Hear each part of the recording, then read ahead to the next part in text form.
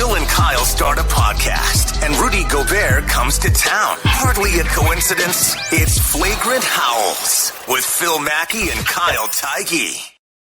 That's right. This is your favorite Timberwolves lifestyle podcast with Phil and Kyle. Always on the road. I'm hanging out with my dad down here in Phoenix, trying to figure out why the Phoenix Suns owner is a racist who got suspended for a year. Kyle is not in Hawaii. He is back home in Portland, loving life, and repping Prize Picks, which, by the way, is a new sponsor on Score North. I mean, totally coincidental here. Maybe that will trickle into Flagrant Howls at some point during the regular season. So we've had plenty of luminaries on this show here. We have Michael Grady last week, new TV voice and face of the Timberwolves. The great Craig Kilborn, Gray Star presence a few weeks back. And now we peak with the host of the Dane Moore NBA podcast. Dane Moore himself joins Flagrant Howls. What's going on, man? Yes, I belong totally in the same class as Craig Kilborn. No, I'm good, man. I got Jeff Wilson on waivers and fantasy. So big pickup for you. Starting him. I'm gonna start him up week 2 right away. Team's already falling apart. Ezekiel Elliott, I drafted early, and now Wilson takes over. Kyle, are you a fantasy football guy, Kyle? Huge fantasy football guy. You spend all summer like doing mocks and reading things, and then 7 days into the season, I have like $26 bid on Cooper Rush, and it's just like, oh, cool. I guess I'm just gonna start drinking ethanol on Sundays. Like, what a great! Like, we're not even to October yet, and I'm with Dane. I missed out on Jeff Wilson, and like my whole Wednesday sucks. I'm like, I don't know if I want to record. Like, I didn't get the most random running back on my fantasy team. So yeah, big fantasy guy. I know this is a Timberwolves podcast, but did you guys see Mike McCarthy just staring off in the distance the entire second half of that game the other night? You know, he's just probably thinking of Sean Payton's going to take my job. My God, is this going to be next week? Am I going to have to wait a month? I don't know. Mike McCarthy is Elon Musk compared to Nathaniel Hackett, though. I don't even want to get into how much money in Survivor picks and just. I got a large Dairy Queen Blizzard Monday night just because I was like sad. I was like, "Oh, this is my like, what a terrible start to the week." You won in both your leagues, though. But dude, those Survivor. That's another topic. Like every good team lost. It was impossible. Like I don't know. It's sad. Someone like misclicked and misclicked the Giants, and they're into the second round. They're the only person that's in the second round. Yeah. So before we're gonna do a deep dive on Rudy Gobert here, and coincidentally we had this scheduled we were gonna record this today at this time anyways, but he just got done leading his French team through the quarterfinals of Eurobasket, the tournament. So we'll get into what Gobert's been up to, just some questions about Gobert. But first, I want you guys, Dane and Kyle, tell the audience, because Dane, you've got this awesome, massive Timberwolves podcast, the Dane Moore NBA show. You guys are going to collaborate this season, so tell the audience what you guys are up to on that podcast. Yeah, so for 2 years, I've been just kind of started my company running the podcast on my own, and Kyle's been a consistent guest on the show, but he's also been somebody who's really helped me behind the scenes since I went independent, and now I need more help. So Kyle's really helped me on the back end with a whole bunch of things, and then every Friday we'll be coming on my show to talk about what's ever going on with the Wolves. Maybe talk about a little fantasy football in there too. But yeah, Kyle's been my guy in this since the beginning. So we're kind of making it a little bit more of a professional relationship. Putting a ring on it. Yeah. Right. Last year I married Abby, and now this year I married Dane. And now I'm dating Phil on the sides. Like life is pretty good for me. And everyone's kind of okay with it here, It's, we're all open. Just like a fantasy team, we have flex spots, so we're good. Exactly. So yeah, if you're not subscribed already, anywhere you can find podcasts, the Dane Moore NBA podcast. All right, what did you guys see from Gobert here? Did you both watch this Eurobasket game today? Do you watch it, Kyle? Yeah, I watched it. I wanted to start it off. I know Judd and Declan had Doogie on earlier this week. Apologies to all of our international supporters and subscribers and guests. I'm so much like Judd. Like, I don't want any of these guys playing. I know Euro basketball is like very, very important. But if you know me, and you guys do, like, I watch everything Rudy Gobert does, and I just pray to God he just lands normal and then makes it down the court and like doesn't hurt himself. So Yeah, France came back, beat Italy. Second half was crazy. I think Gobert, I saw a stat, he's like plus 70, Dane, on the court, or France is plus 70 with him on the court and minus 51 with him out. So like he's a huge deal, but I kind of was hoping they would lose because I just want him to like relax and like just do abs and not like play basketball for a while. Just put some selfies on your Instagram. Don't twist your ankle, guy. Okay. Yeah. So no, but I mean, he looked great. Dane, you've been watching a lot of it in like the round robin games and stuff. Like what, he's been awesome. Yeah, I think that stat of the plus minus, you can really tell. Obviously, that's something we've seen from Rudy in the NBA for a long time. It's one of the ways we can quantify impact. But I feel like there's times when you're just watching a basketball game and you can tell that a team just has significantly better odds of winning when that player's on the floor. And Gobert is definitely that for France. He was that for them today. They actually have like 3 7-footers on the France team, and they play all 3 of them every game. They actually have played 2 of Gobert and Vincent Poirier next to each other, which I found kind of interesting just from the sense that he's going to be playing next to Cat this year. But yeah, today, Gobert checks out of the game, I think, in like the third quarter, and France has like a 7-point lead, and they bring in Mustafa Fall, and the lead just kind of falls away. It flips to the other direction, and I think it was Italy was up like 6 or 7 by the time Gobert checked back in the fourth quarter. And then they just that's what Gobert does, man. He just executes. Like if I had to articulate what Gobert does, particularly on defense, is he executes. And that's, they've done that a handful of times here in Eurobasket, the World Cup qualifiers, close games. They found a way to win by executing late, which is something the Wolves last time they played were not doing at all. So, I mean, it's just another way to think about, Rudy provides things. He doesn't provide everything, but he still provides things that this team hasn't had and really has never had. One thing I love about your coverage, you're very good at being able to go into X's and O's and answer the why on behalf of fans. And so I'm going to throw this to you, Dane. We can kick it around the room, but I've found it fascinating, even with like the Donovan Mitchell, what should his trade price be? And Kevin Durant is one of the greatest players of all time. And people keep saying, well, I mean, if Gobert got that, then imagine what Donovan Mitchell's going to demand, what that trade could look like, or Kevin Durant. And I think what's happening, and you look at some of the advanced metrics, and I know these aren't perfect, but PER or win shares per 48, all of them love Rudy Gobert. Win shares tends to love centers, period. But my answer to that is when you watch a great wing player or a ball handler, a combo guard like a Donovan Mitchell, you can see what they're doing to impact the game. Oh, he's making threes. He's dribbling into the lane. It's a lot of offensive things you can quantify and see. The value of Gobert oftentimes is the things that don't happen because he's in the game defensively. That there's a shot clock winding down to 3 seconds because they can't get into the paint or into their offense the way that they want because he exists. And he might not get a block or a rebound on the play, but because he exists, the opposing team was inefficient offensively. And so I told Kyle a couple weeks ago, this is going to sound ridiculous, but I think, well, 2 things. I think I'd rather have Gobert on my team than Donovan Mitchell. And I'd rather have 30-year-old Rudy Gobert for the next 4 years than be locked into 4 more years of cantankerous, indecisive Kevin Durant. And I know that sounds insane, and I'm probably wrong about that. But my point is, there's a hidden value to Gobert's game that I have trouble quantifying. What do you think about that take? Yeah, I think it's something that, honestly, I've just started experiencing by watching all these FIBA games is we will all of us who are watching the Wolves night to night will start picking up on those things.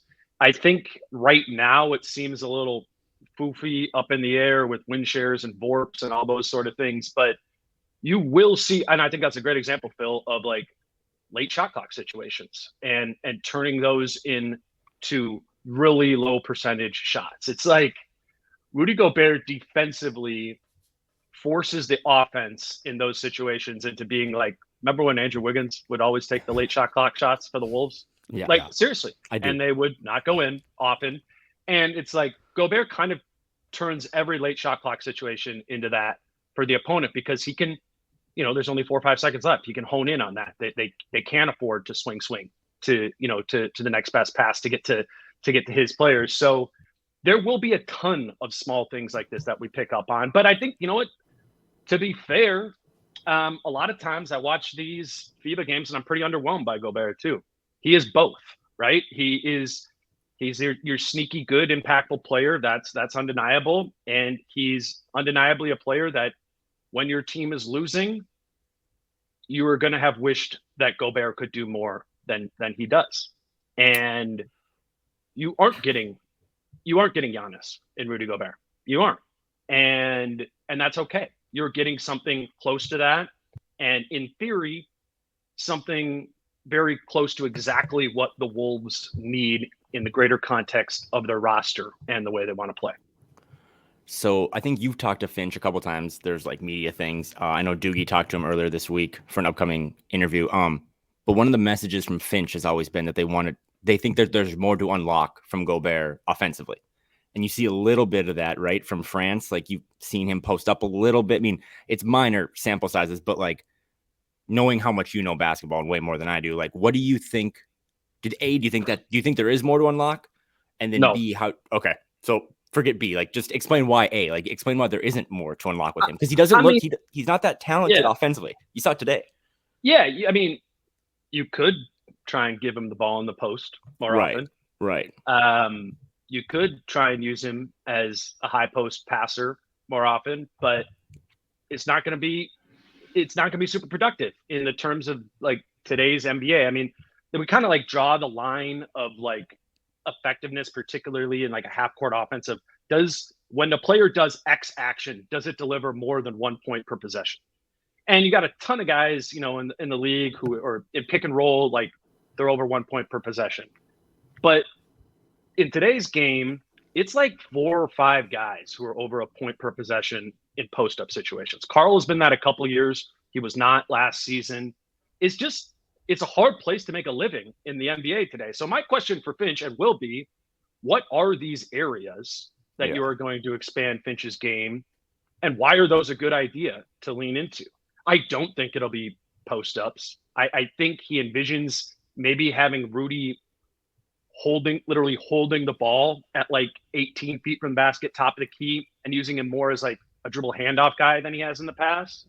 But if you're trying to make Rudy Gobert individually produce more offensively, I think that's probably a naive aspiration. And it's, again, fine. He's awesome in pick and roll. I think we've seen even a little bit of growth in that in FIBA play this summer, but that's what you're getting from him offensively. Yeah, I think one of the things I love about him offensively is that he isn't trying to do a million things that he's not capable of doing. And by just focusing on the things that, like the cleanup things or the pick and roll opportunities that he gets, he was a 71% field goal guy last year. And it's not because he's taking 15-foot jumpers or, corner threes. To me, the best thing about Gobert offensively is, okay, from a math perspective, the game has a time limit. You're only going to get a certain number of shots as a team, and it's not going to fluctuate a whole lot. And so he's going to take about 8 of those shots and score 15 points on 8 shots. However, whether it's an offensive rebound or a pick and roll or a lob or whatever, like, okay, cool, I get to start the game with 15 points on 8 shots, and now the rest of the team just has to get like 100 for the rest of the shot. But you have the roster for that, right?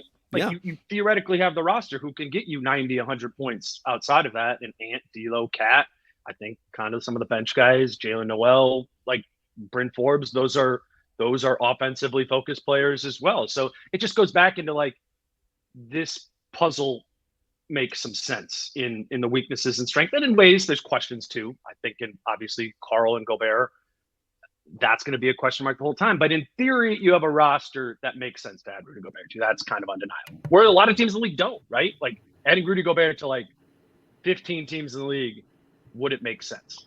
On the Timberwolves, I think it makes sense. So I didn't mean to just crap all over him, because there was a play today where he had like a high pick and roll. And he caught the ball at the free throw line. He took like 2 steps. He doesn't have a lot of touch.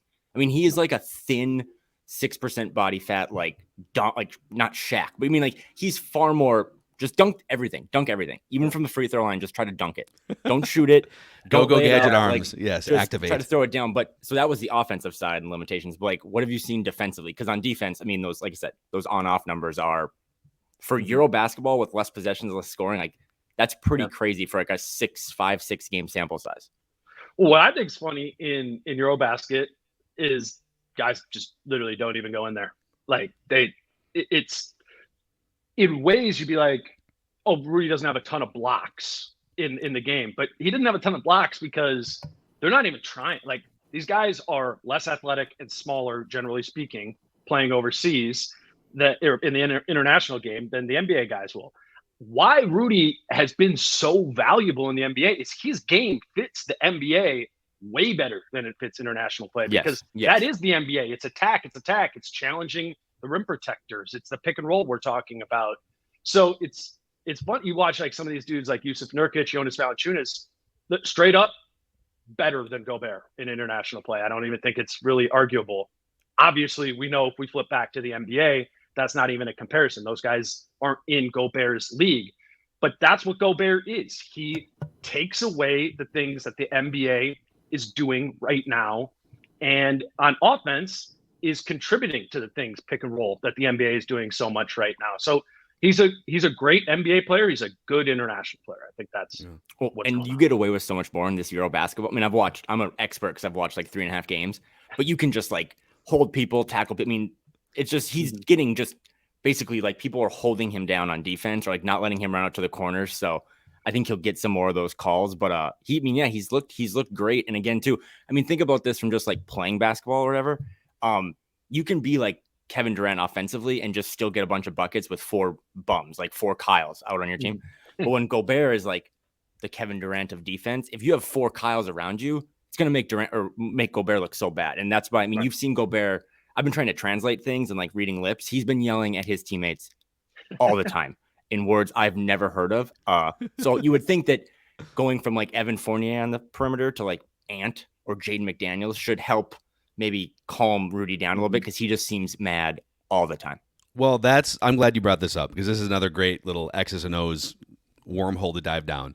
You know, I've probably watched like 3 different deep dive YouTube breakdowns and some of them are defending Gobert in like the Clippers, series. So there's a sort of a general reputation that follows him that, hey, it's great. Hey, he might help you get to 50 wins in the regular season, but man, when you play small ball in the playoffs, you can't even put him on the court. So to what extent is he the one that's susceptible, Dane, against the right small ball lineups, whether it's a Golden State small ball lineup or a Clippers, pick your favorite Western Conference small ball lineup, versus the 4 guys that were on the court with him in Utah just being terrible sieve perimeter defenders compared to what the Wolves could put out there? You really have to distinguish in the Rudy Gobert discourse about the playoffs, whether we're talking about defense or whether we're talking about offense. Rudy, you could go 5 out on Rudy, and that is not going to be the end of the world at all if you have competent defenders around him. Like you said, Phil, it had so much to do with the perimeter defenders or lack thereof that Utah has had in the playoffs these last 2 years. They also played a Clippers team who's great at going small, a Dallas team who's great at going small.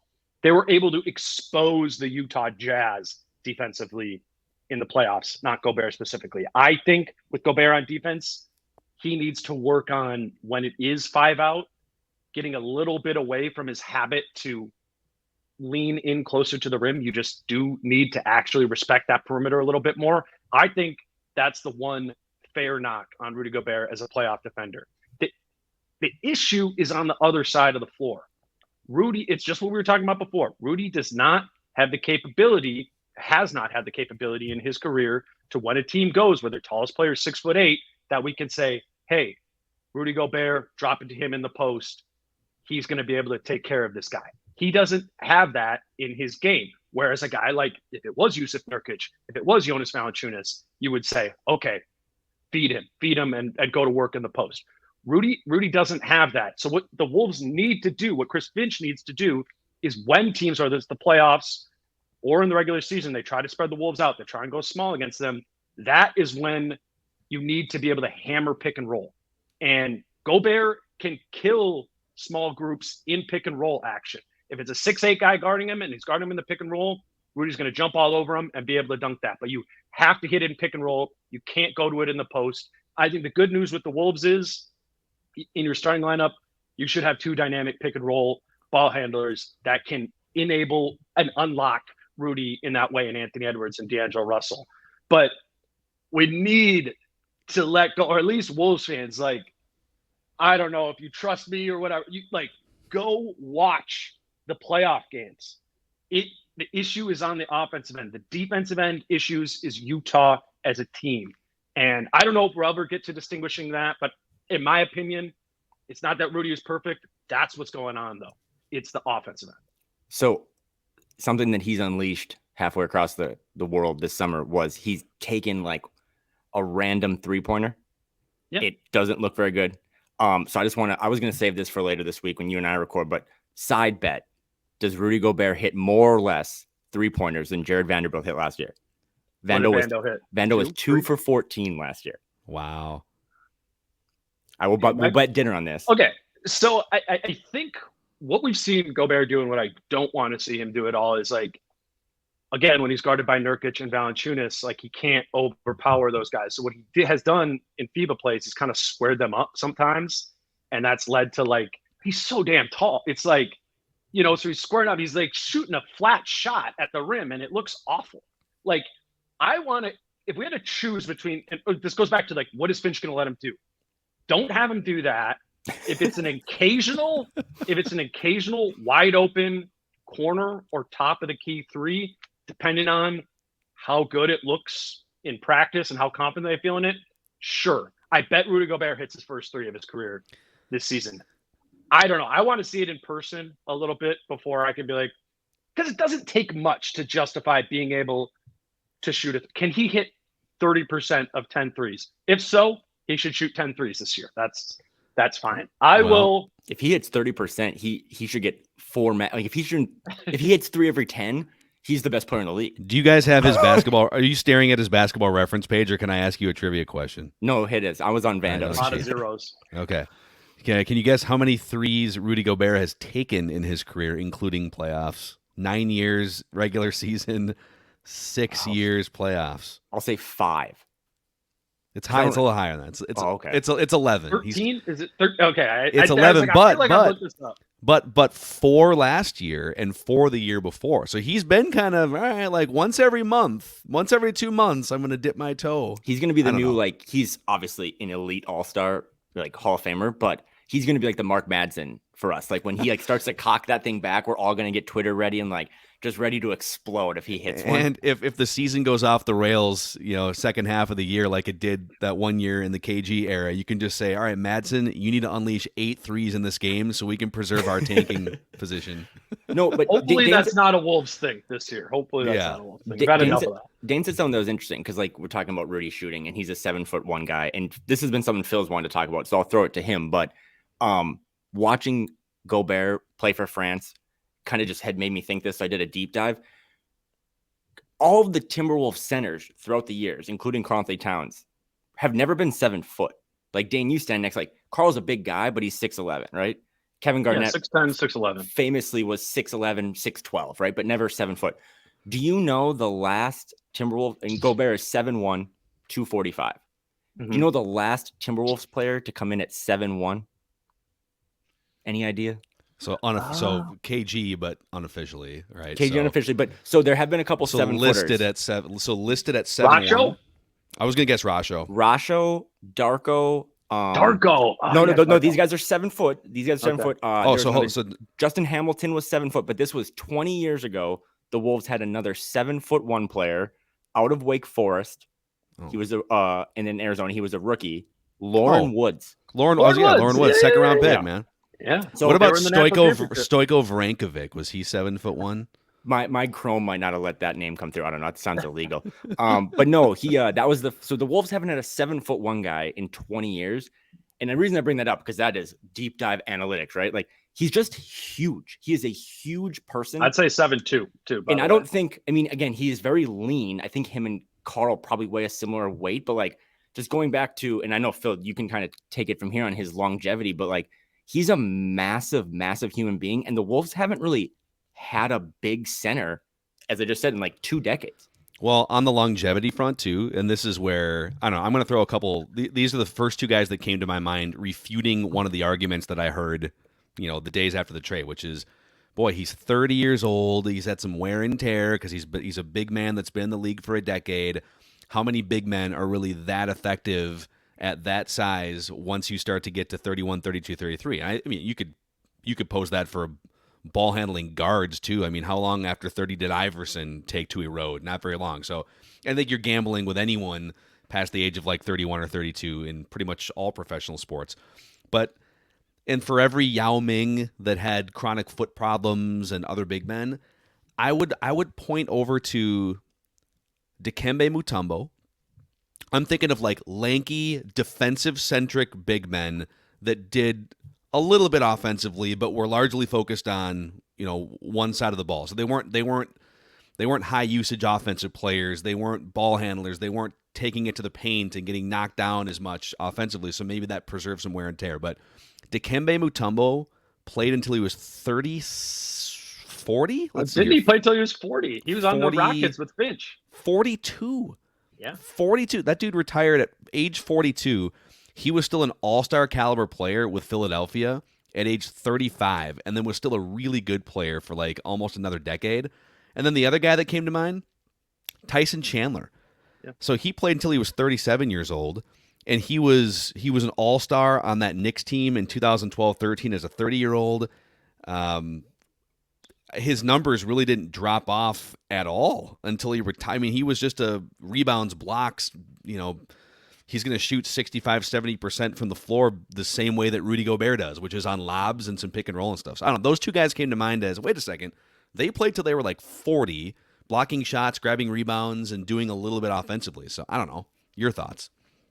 Yeah, I don't have a ton of like Rudy longevity concerns. And I think a lot of that just has to do with watching how he runs as a 30-year-old versus watching how some of those guys like Yao Ming, more like the Nikola Pekovic, like the cinder block foot guys, right? Where it's just you can just tell there's, in all seriousness, there's just this added like weight.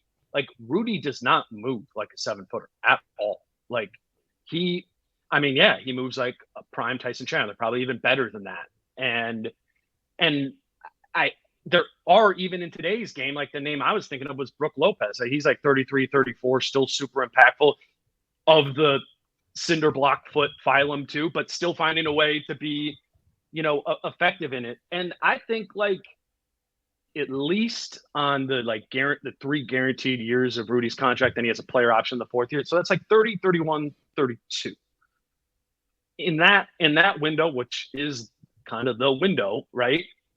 I mean, freak injuries happen, but in terms of some sort of like foot issue because he's over 7 feet, which we've seen from so many of these guys, I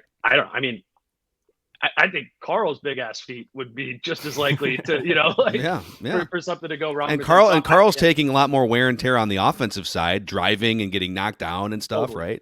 Right? That's a huge point of it too. Like Carl's 2 injuries, right? His 2 serious injuries of his career, breaking his wrist twice. Same exact play both times. Driving to the basket, running into someone, kind of flailing back, landing on his right wrist. I mean, that was, or left wrist both times. I mean, Rudy, yeah. Like, what does Rudy do that is like really a collision? Like, could he get undercut on a lob or something?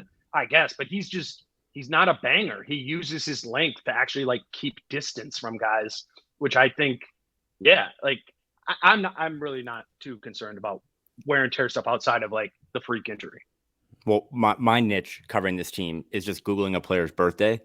So just a couple of things. So we've dropped these names. Tyson Chandler was 32 when he won a ring with Dallas, and he was a big part of that team. Mm-hmm. That was a great one by Dane. Brook Lopez is 34, and he's like 40 pounds bigger than Rudy, but like an inch. So I mean, but Brook Lopez is still he's doing completely different game than Rudy is. But I mean, he's still in the league and dominating.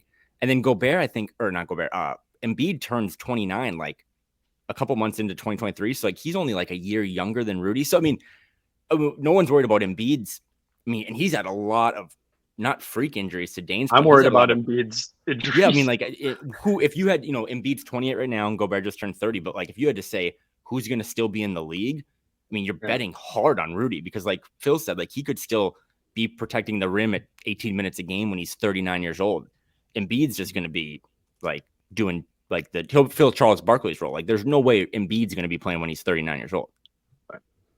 I also want you guys to know, just for the record, I'm going to pull this up on the screen for the Score North YouTube audience. If you could click subscribe and like, then I will share a Stoico Vrankovic collage of photos with you here. So he was 7'2". Look at this 7'2" gloriousness from the mid 1990s right here. Can you see this right here? Yep.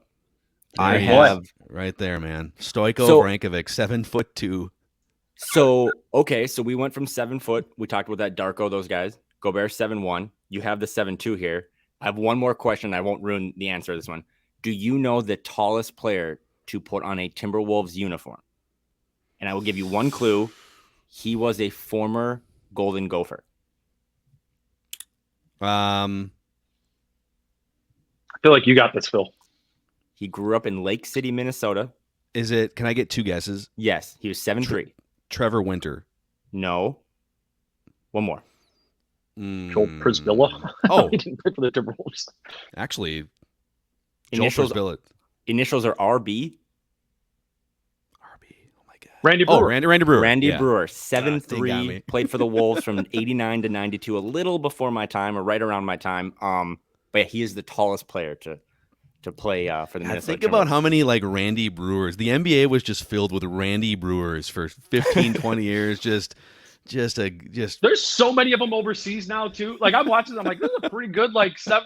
I mean, could never play in the league, but you're like, well, who was the dude that went? God, he signed a 3-year deal and he just sat on the Cole Aldrich. Like Cole Aldrich made like $20 million to do nothing, and he's I love Cole Aldrich, good guy. But it's like he signed that contract and then the league just switched on him. Yeah. My favorite Cole Aldrich story is that when Dane started covering the team like 7 years ago, Dane always puts out this awesome Excel thing on Twitter that shows you the salary cap. And Cole Aldrich was just taking $500,000 every year, like into it. Like he was the new Bobby Bonilla for the Timberwolves. Just like, I don't know how much money we have left, but we have to make sure we wire that $500,000 to Cole Aldrich down the street. On his birthday every day. That's a deep dive into Timberwolves big men. But so Dane, I guess I know you have it hard out here soon, but like, what are you most excited about for Gobert this year? I mean, I know you've talked about Gobert 62 times this summer, but like, what's the one thing that sticks out about like, I can't wait to see him do that? I recorded my show with Jace Frederick this morning, and what we were talking about was got to know some of like the Utah beat writers over the course of the year, and like they kind of swear by Gobert, right? Like they become like the biggest defender of him, or David Locke, who they Locked On Network. That like you talk to Locke and he'll give you 30 minutes of like, this is why Gobert's awesome. Here's 400 different stats, and I'm curious to see how we all in the Minnesota media space react to how we understand Gobert's impact to be. Will everyone just be like, oh yeah, this is the defender we've needed? He diminishes field goal percentage in the lane by 17%, blah, blah, blah. Or will some people be like relatively uninspired because it comes at a $40 million a year cost and the cost of 5 first-round picks, too. So I'm just really interested to like kind of follow what I think. I don't even know what I'm going to think about Rudy Gobert. Where am I going to fall on that spectrum? I've enjoyed it in Eurobasket, studying him, focusing on him in ways I didn't when I was watching Jazz games. And yeah, just to like actually understand what his impact would be, because I think the markets right now are not giving him credit for that. 47.5 wins and the 7th seed in the West does not make sense in the context of your 4 best players being Rudy Gobert, Karl-Anthony Towns, Anthony Edwards, and D'Angelo Russell. So I'm interested to see how accurate that is. Are they throwing shade at Rudy? Do they have question marks about how those 4 personalities mesh? Like, I think that is going to be a great study this season, and I think Gobert will be kind of at the center of it. Well, and the irony is that he replaces Patrick Beverley as the defensive anchor, but also as the guy we absolutely hated. Like, don't search my Twitter, but like I might have retweeted or laughed at like a Shaq thing where we called him Baguette Biombo. And now if I saw that on my timeline, I would go to war. So like he is just our new, like, we hated him over there, but now he has an area code in Minnesota. Like, I will fight you on the internet for that guy. So Patrick Beverley steps out. Gobert comes in, and now I'm the biggest Gobert fan on earth. By the way, the Patrick Beverley, I love how Russell Westbrook just stalks press conferences. He does this all the time where, the front office people are talking about me. I'm going to sit here in the back and see what they say. And he did it, with the Patrick Beverley press conference, and they had to dab it up before. Man, that's going to be something. Patrick Beverley threw a 6-ring circus welcome to LA party the other night. He was he posted a video on Instagram. It's the most well-edited video. It looked like, I don't know, he just gave birth. It was crazy. Carl was there. Ant was there. So he's happy. Wolves fans are happy. Dane seems happy. It's going to be a good year. Dane Moore NBA podcast. Go check it out. Go ahead, Dane. Yes, sir. I was just going to say, I was so unshocked by the fact that Pat Bev was good soldier in that introductory press conference. That's any of us who covered Pat and sat in on press conferences, that's who Pat is. He will say the right things. He will do the right things because he will care about winning. If Russ is on the team as him, he will make that happen. There was no shot in my mind that Pat was going to come up and really throw any shade at Russ. He will do the connectiveness thing. And I think he'll genuinely mean it because he wants to win. And that's the one thing, you can't question with Patrick Beverley, is that's what's most important to him. I felt so sad when he was in a Lakers shirt and they were asking him about hey, you get to play with LeBron and AD. And he was those MFers get to play with me. And I was I missed that guy so much. They missed the playoffs last year. I didn't. Yeah, I missed that guy so much. It's amazing. So, all right, that's a wrap on this episode of Flagrant Howls here. And you can find these guys on Dane's podcast as well as we share Kyle. That's right. Kyle has 2 NBA and Wolves podcast families. Yep. Dane, thanks for coming in, man. We appreciate it. Dane. Yeah, anytime, guys. All right, that's Flagrant Howls. We'll see you guys next week here.